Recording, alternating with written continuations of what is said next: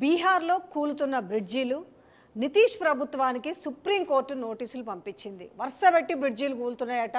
అది నిర్మాణంలో ఉన్నాయి, కొన్నైతే పాత ఉన్న బ్రిడ్జీలు కూలుతున్న నేపథ్యంలో కొందరు ఈ సుప్రీంకోర్టులో పిటిషన్ దాఖలు చేశారు. ఆ పిటిషన్ కాస్త ఇవాళ విచారణకు వచ్చింది.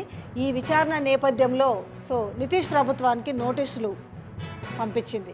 ఏంటి అసలు విషయాన్ని చూస్తే కనుక బ్రిడ్జీలు కూలిన ఘటనలపై దాఖలైన ప్రజా ప్రయోజన వాద్యంపై CJIDY చంద్రమాడ్ నేతృత్వంలో త్రిసభ్య ధర్మాసనం ఇవాళ విచారణ చేపట్టింది. ఈ మేరకు పిటిషన్పై స్పందన తెలియజేయాలంటూ అసలు ఏం జరిగింది అనేసి స్పందన తెలియజేయాలంటూ బీహార్ ప్రభుత్వానికి నోటీసులు పంపింది.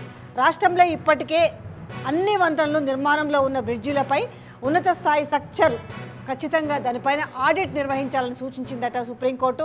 అదే కాకుండా అదేవిధంగా సాధ్యాసాధ్యాలను బట్టి బలహీనమైన నిర్మాణాలను కూల్చివేయడం లేదా పునర్నిర్మించడం వంటి చర్యలు చేపట్టాలని నోటీసుల్లో పేర్కొంది.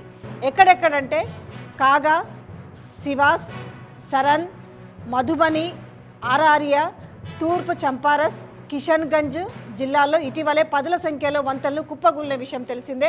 వాటిలో కొన్ని వంతెనలు పాతవి కాగా మరికొన్ని నిర్మాణంలో ఉన్న బ్రిడ్జీల భారీ వర్షాల కారణంగా ఒకదాని తర్వాత ఒకటి కూలిపోయి దీంతో బ్రిడ్జీల నాణ్యతపై రాష్ట్ర వ్యాప్తంగా ఆందోళన వ్యక్తమవుతుందంట. ఏవేవైతే నిర్మాణంలో ఉన్నాయి కావచ్చు, అలాగే చాలా పాతబడిపోయిన వంతెనలు ఒకదాని తర్వాత ఒకటి కూలుకుంటూ వస్తున్నాయి. దట్ అందులో వర్షాకాలం కాబట్టి ఇక ఆ వర్షాలు ఎక్కువగా కొడుతున్న నేపథ్యంలో ఇంకా పాత ఉన్నా కూడా లేదంటే నిర్మాణ లోపంలో ఉన్నవి కూడా కూలుకుంటూ పోవడం వల్ల ప్రజలకు చాలా ఇబ్బంది కలుగుతుంది.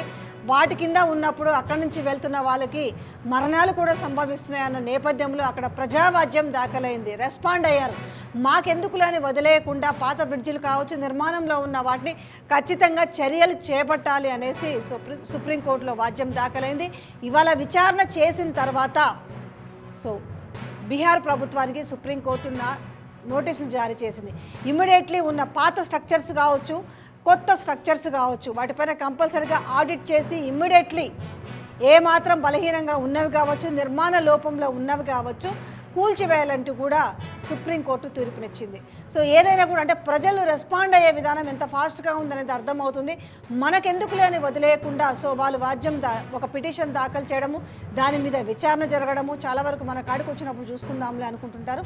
అలా కాకుండా ఈరోజు సుప్రీంకోర్టు ఎవరైతే మామూలు పర్సన్స్ వెళ్ళి ఒక పిటిషన్ దాఖలు చేసారో అది విచారణకు వచ్చింది. దాంతోపాటు బీహార్ ప్రభుత్వానికి నోటీసులు కూడా పంపడం జరిగింది. ఇమ్మీడియట్లీ దీనిపైన ఎఫెక్ట్ ఉండాలనేసి.